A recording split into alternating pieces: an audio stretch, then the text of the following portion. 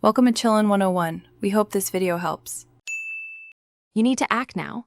Sign into every account that uses Google Authenticator and find the two-factor authentication settings. Once signed in, generate or retrieve backup codes and save them offline. This prevents lockout.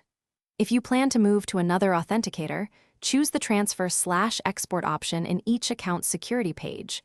Otherwise, temporarily disable 2FA. Make sure you have alternate verification methods ready, because you will remove the app on your device shortly. Now continue by handling each service one at a time. For services that allow it, export or display the QR codes and scan them into your new authenticator.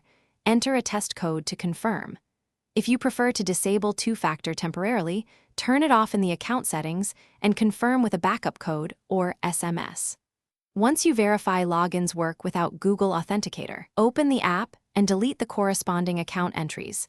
This prevents stray tokens from lingering.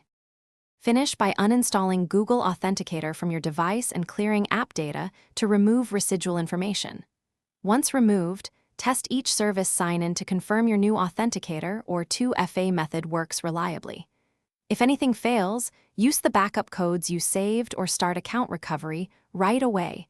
Do not create a new account before attempting recovery. Troubleshooting tip: if you lose access, contact the service's support and provide proof of identity while using Thanks for watching. Consider subscribing if we helped you.